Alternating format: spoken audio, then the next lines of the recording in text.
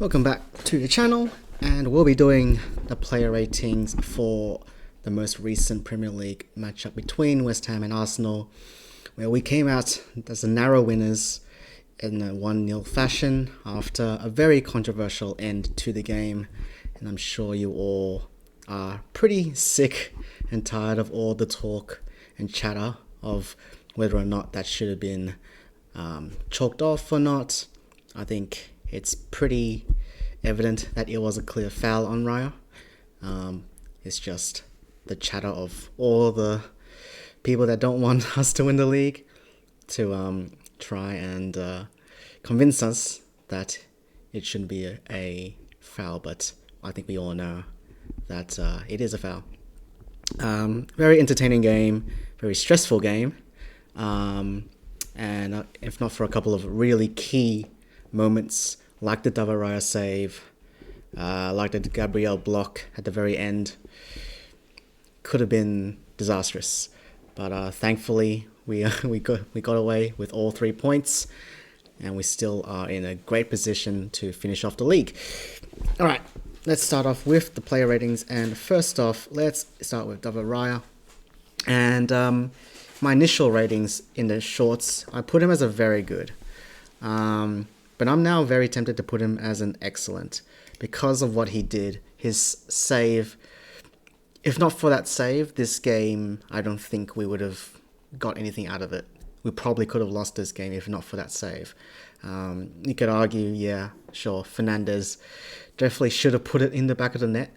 But I think Raya did a very good job in sort of manipulating him to try and go near post. You saw his body feint towards the far post, and then it probably made Fernandes sort of second guess himself. Obviously, he definitely should have aimed far post, but Raya instinctively puts out his leg, makes his body really large, and he conjures up that amazing save. So yeah, and if not for that, we're 1-0 down, about 20 minutes to go. It didn't look very good for us. We were playing pretty poorly up until then, so you never know. And thank God for that. We're still top of the league. So yeah, David Raya, very good, and obviously was very strong in the corners and the crosses that came in. Obviously was fouled at the very last play there as he was claiming the corner, which thankfully VAR intervened and overturned the goal. So for that contribution, I'm actually very tempted to put him as an excellent because there was a game-winning, Premier League winning save. So you know what? Let's put him as excellent. And he's definitely my MVP, and I'll put a star to signify my man of the match. Moving on to more solemn news, Ben White had to come off the pitch pretty early on, after 20 minutes or so. After we were playing really excellently for the first 20 minutes, and then all of that momentum stalled and faded away when Ben White came off. I'm not. There's multiple reasons that could have happened. Obviously, I think the primary one was Declan Rice being moved to the right back. Whether or not that was the right move, there's a lot of justifications out there to think that, yeah, you could see what Arteta was thinking of, but ultimately it didn't work out as well as we would have liked.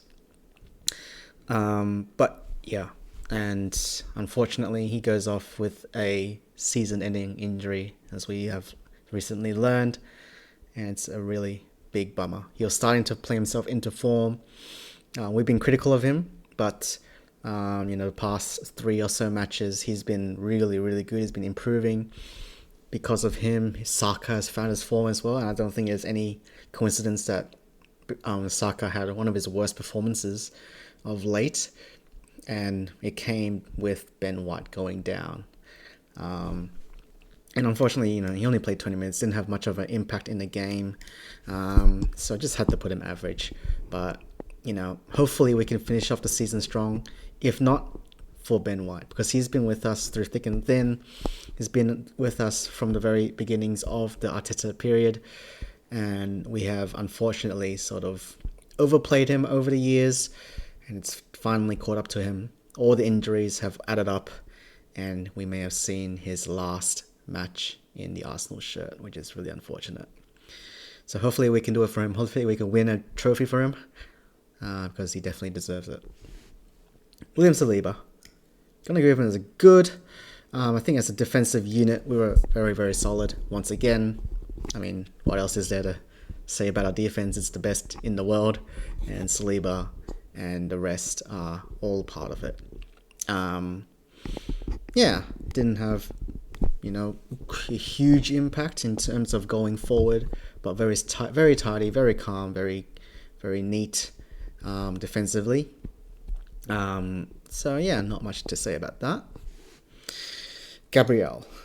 Initially I was putting him as a good, but after watching it back, after that late block on that shot, that definitely could have snuck its way into the goal because of a deflection off, might have been Skelly, not sure, but it was a deflected shot, and thankfully Gabriel was in the path of that shot, and it didn't look like Raya was prepared for that.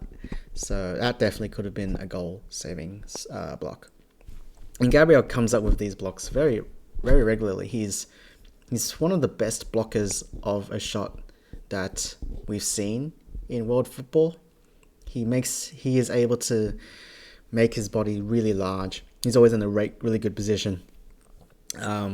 Sometimes at a fault, he goes for these blocks a little bit too much, and then it allows the defender to dribble past him. If you think about the Cherky goal that Man City scored on us, that was him, going for the block, and he just gets dribbled past. But 9 times out of 10, he's there, ready to block, ready to save us, and he's been really good of late. Obviously, I think it's fair to say Saliba has had the better season in terms of, I guess, the better calendar year. But these couple of games, Gabriel has really stepped up and been really in the spotlight of big, key defining defensive moments. So, yeah, it's a perfect complement of a centre-half pairing that we're so lucky to have, and they're both world-class defenders in their own right.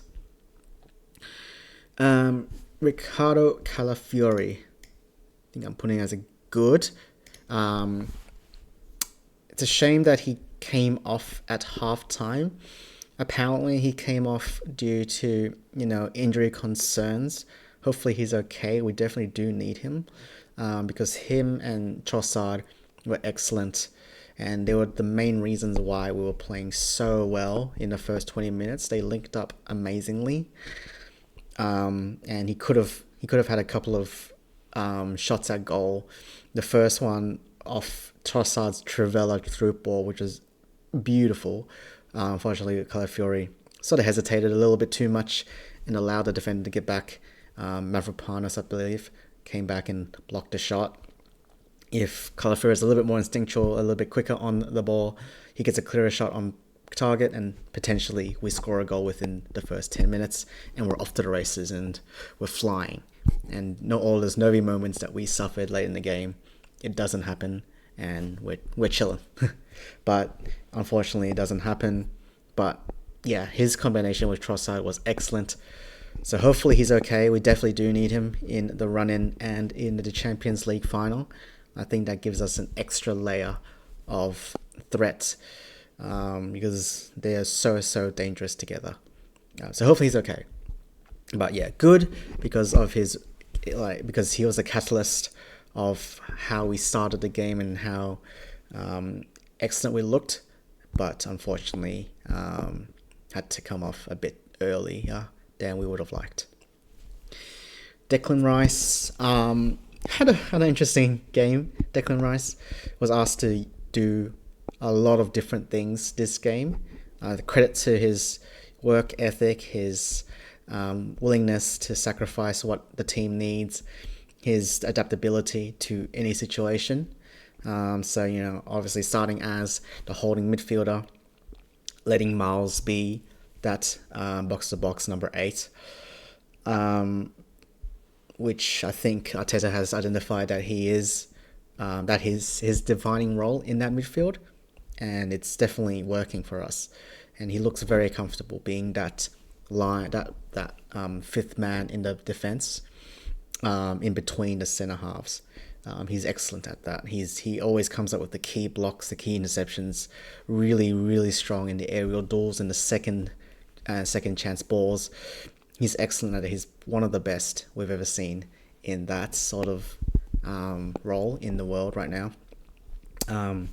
But yeah, weird game. Had to play right back, and I could understand why. I think Arteta wanted that extra, that he wanted to keep that running power on the right, that Mosquera doesn't really provide. But unfortunately, because of that, Zubimendi comes in. We lose a bit of that midfield power, midfield solidity, and in the end, it allowed West Ham to play through us through the middle a bit too easily. Credit to Arteta for identifying it and rectifying it and subbing off Zubimendi and putting Rice back into that midfield. But it definitely lost us a lot of the momentum that we built in the first 20 minutes. But overall, Declan Rice had a good game. Defensively extremely solid. Had some very, very threatening runs that he always likes to produce. So tidy game here, and I put him as a good. Miles Lewis-Skelly, continuing to be that really aggressive-minded, that really forward-thinking midfielder that we seem to have lacked for quite a while now, and it's a breath of fresh air. Definitely, that sort of young energy breathing into our team is something that we've desperately needed for a while, and thankfully he has provided us with that in spades. And yeah, he was great again. Leading the charge, taking balls on the half turn regularly. Yeah, can't ask more for that. And then he was just the way he uses his body is just amazing. Although there were a couple of times where he put himself a little bit into danger, and got dispossessed in midfield, and provided West Ham a little bit of a sniff here and there, but otherwise was pretty tidy. Unfortunately, had to move back to the left back situation because of Calafiori's substitution, which sort of limited his progressiveness and his ability to control the midfield, obviously. So yeah, unfortunate there. But yeah, I feel like he probably could have done a bit better in times. I think he couldn't impact the game as much as he would have liked, especially when Zubimendi came on. Probably not to his fault though. But I don't think he. But unfortunately, I don't think he impacted the game as much as I would have liked. Not huge to his own fault because he did move to the full-back situation. But the link up between Trossard and Lewis-Skelly definitely wasn't as threatening as Calafiori. So I think I would put him as an average. Maybe a bit harsh, but I'm just going to put him as an average. Eze. I thought it was poor. Obviously, had a bright start as the rest of the team, but what really frustrated me about Eze in this game was he never looked to take his man on. He never looked to use his technical superpower of taking the ball, turning, and then looking to dribble past his man. He would always, his first instinct every time he received the ball was to offload it, to pass it off, to pass it backwards or sideways. It's not why we signed this man. We want Eze to produce us those magical moments of brilliance, but unfortunately he just didn't want to. When we ever passed it to him, he just gave it back or gave it to the fullback or passed it to the wings. Immediately, he just didn't look up and look to beat his man. And then you compare that to when Odegaard came on, night and day difference. Odegaard wanted to beat his man, wanted to dribble past, wanted to look for the passes behind the lines. And unfortunately, I don't think Eze provided that. And just wasn't a threat at all this whole game. Had a shot early, when we were really strong. Got blocked and went out for a corner. But otherwise, yeah, no impact in the game whatsoever, unfortunately. And I said in the past that Eze was gonna be our most important player in the run-in. But if he plays with that sort of mentality, unfortunately, that's not what we're looking for from our number 10. Bukayo Saka, in the same vein, technically really poor. I was very disappointed with Saka. I was getting very frustrated with him during the game. I think he lost the ball way too many times for my liking. He was technically really poor. He was making really bad decisions, and those cut inside finesse shots into the back of the net, into the corner, he just kept skying them into the stands. He's just lost his shooting touch. And then you compare it to we know he can do it. We saw in the Fulham game how clinical he was with his goal. But today, he just was not it. Something must have happened. I don't know. Just wasn't up for it. Obviously, the interlinking play with Ben White was lost because he was injured. And I guess he had started to look a little bit better when Odegaard came in. Obviously, I think it's fair to say the partnerships that he has built with Odegaard, with Ben White, is something that he really treasures and really, really likes. But, overall just had no real impact in the game whatsoever and was really poor. Losing the ball, misplacing passes, just the whole package of really a poor performance for me. Leandro Trossard was definitely our best attacker and obviously our eventual scorer of the winning goal. He was very good. Very, very good. He has somehow, some way found the Trossard form that we all enjoyed during the start of the season. He sort of slipped up, lost it along the way especially in the new calendar year. But of late, he has been one of our, if not our best forward of late. He was like opposed to Saka. Technically, he was superb. He never lost the ball, and he just knew what to do with it. He looked threatening. His passes were amazing, especially in the early game, and he was just a threat. He was causing so much trouble for the winger. They couldn't. For the fullback, they couldn't deal with him. And defensively, again, and was solid. He put in a really good challenge in the first half, I believe, where he sprinted all the way to make a challenge and force a goal kick. He was everywhere. He was working extremely hard. So, hopefully we can keep this Trossard going forward because, it's a real joy to watch. And then finally, let's have Gyökeres. I think Gyökeres, this might be a bit harsh. Gyökeres was average.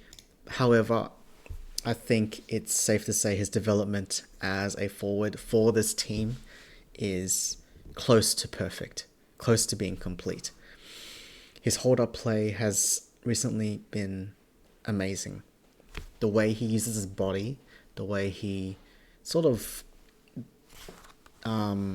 if you think about in basketball terms, boxes out his defender, using his body to really shield the ball as it's bouncing onto the floor. He doesn't really go for the header to knot it down and control it, but what he does is he uses his body, backs his defender down, and then looks to control the ball as it bounces on the second bounce.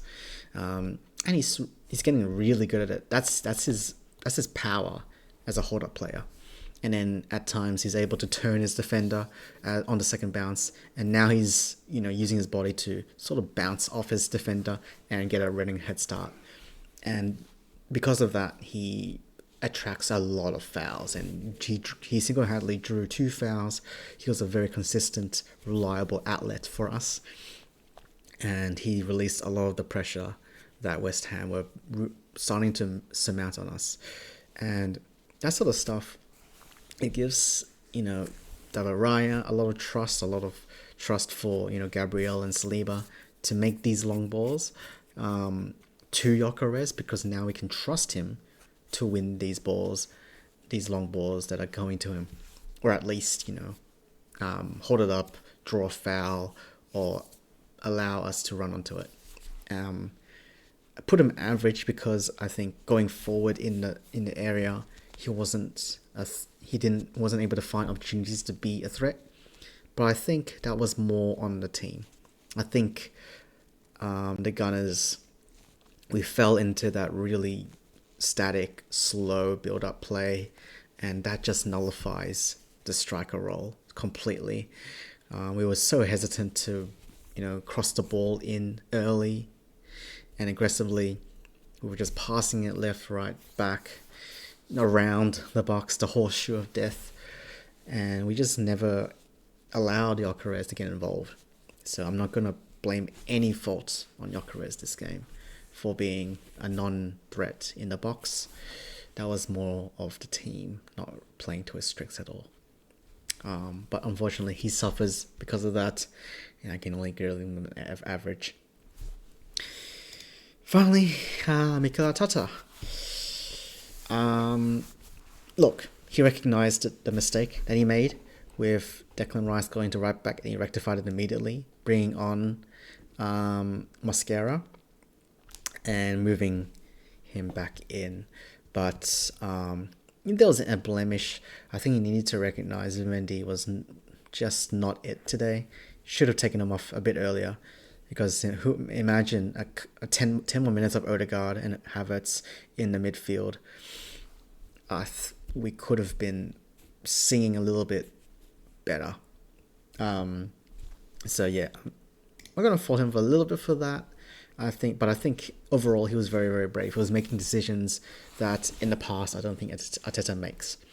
Stuff like subbing off Saka, stuff like moving, even entertaining the thought of moving Declan Rice to right back.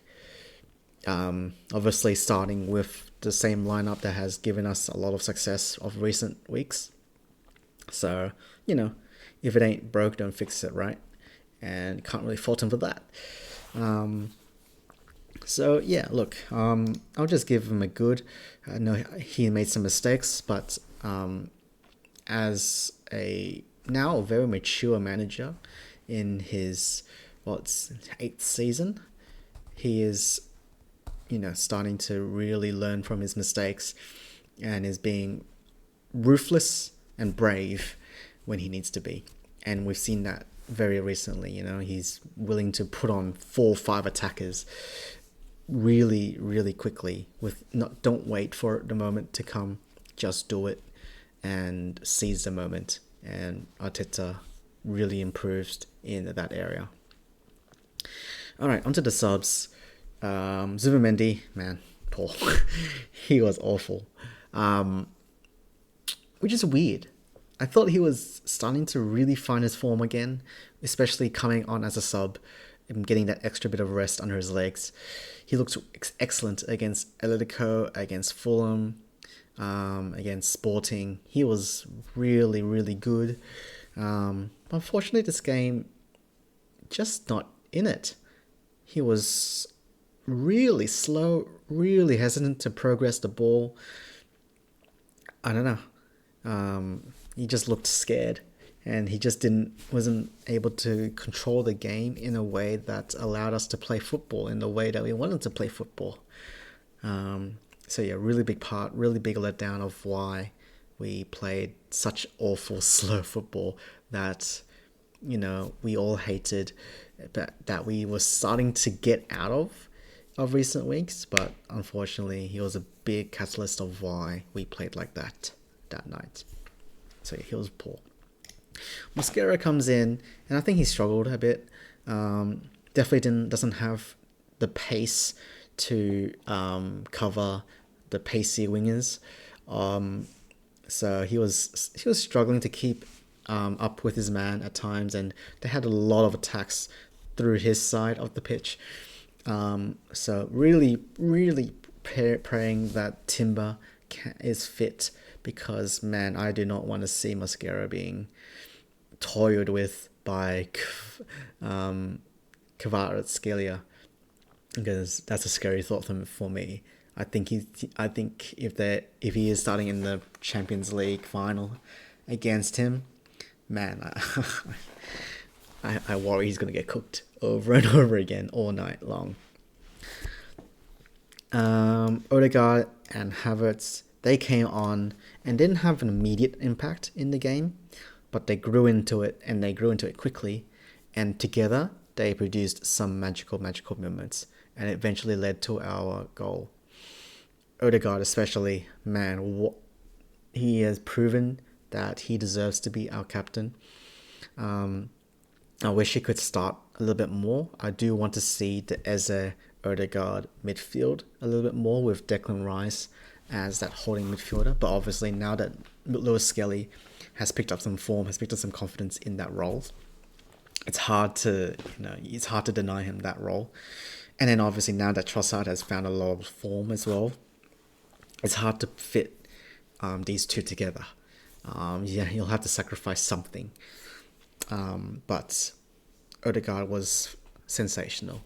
That 3-minute spurt where he controlled everything, and I loved how intense he played. I loved how aggressive he wanted to play, and how progressive. He was demanding the ball. He was demanding it. He said, please, give it to me. I'm going to make something happen. And every time he touched the ball for those 3 minutes, something happened. He was making passes in behind the lines. He was dribbling through people and finding people in the box. He found himself in the box and then lays it off to Trossard after really tidy dribbling in really tight space. Good interlinking play with Declan Rice. He passes off to Rice, who gives it right back. Brilliant pass by Rice, by the way. And then he dribbles his way through a couple of defenders, finds Trossard at the edge of the box, and he slots it in for a pretty simple goal. Odegaard, fantastic, and he really is a bit undervalued by our fan base. I know he's had some really, struggling periods of performance. We've criticised him a lot with how slow he can be, with what I guess Zubimendi was like that day. But when he's on form, he is one of the best playmakers in the world. And we finally saw it that night. He was sensational. And I just wished we played him a little bit more. So yeah. And then finally Madueke came on for Saka at the near the end. Was involved in our period of play where we scored the goal. And he just brought that extra energy, that extra pace. Obviously, finishing product, still a work in progress, but definitely injected that energy into our attack in the end, and led to what was our best period of the match. That's my player ratings. Hope you enjoyed it. Hope you have all sort of cooled down from all the aftermath and relieved all the stress that the match incurred. I was stressing out. That was the longest 5 or so minutes of my life, begging for that VAR call to go our way. And I'm sure you all had a pretty tough time sitting through it as well. So I hope you enjoyed it. Let me know if had any wrong ratings. Am I too harsh? Am I too lenient on some players? And yeah, see you all in the next match against Burnley, and hopefully we smash that game out of the park, and hopefully Bournemouth does the job against City and we can celebrate a little bit early. Come on, you Gunners.